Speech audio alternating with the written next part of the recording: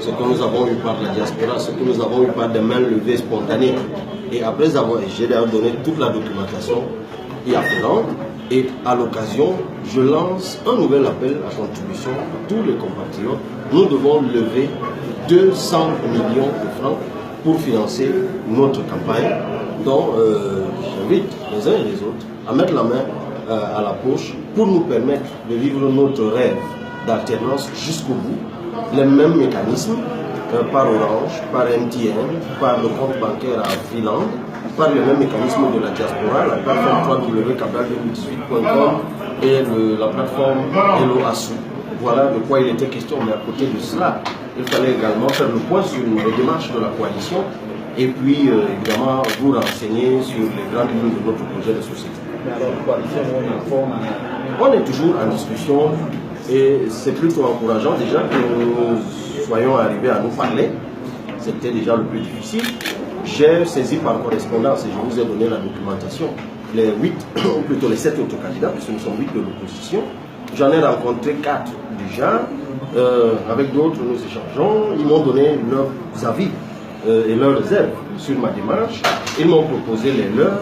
Nous restons en discussion avec pour objectif de construire une coalition pour sécuriser les votes et nous l'espérons une coalition pour un candidat unique qui exercera le pouvoir à la tête d'une coalition de gouvernement pendant une durée bien limitée au bout de laquelle il organisera des élections à 2 tours auxquelles lui-même ne sera pas candidat. Alors, pour ce qui est de votre programme, quelques grands traits au moment où vous commencez la campagne électorale?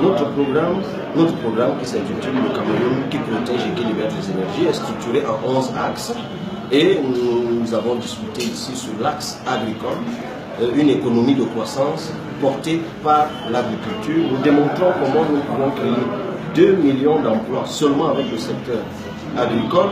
Nous disons comment nous allons relever le taux d'encadrement administratif avec 40 000 recrutements, 40 000 recrues d'agents publics par an pour relever le taux d'encadrement administratif avec 22 000 consacrés à l'éducation, dont 1 000 particulièrement pour l'enseignement supérieur, 10 000 pour le primaire, 11 000 pour le secondaire. Nous expliquons, et nous l'avons fait, comment nous trouvons les 100 milliards qu'il faut pour la rallonge budgétaire en matière de salaire. Nous disons très bien comment nous allons reconfigurer le fisc sans augmentation d'impôts, puisque d'ailleurs nous allons baisser de 2 points l'impôt sur les sociétés. Nous disons bien comment nous avons explicité les niches dans lesquelles nous trouverons le financement, sans même parler d'augmentation du budget en ce moment-là. Donc voilà, nous semble voir comment on va créer des emplois par la construction. Nous avons évoqué la question santé, je crois aussi, c'était juste quelques traits. Merci beaucoup. Merci à vous.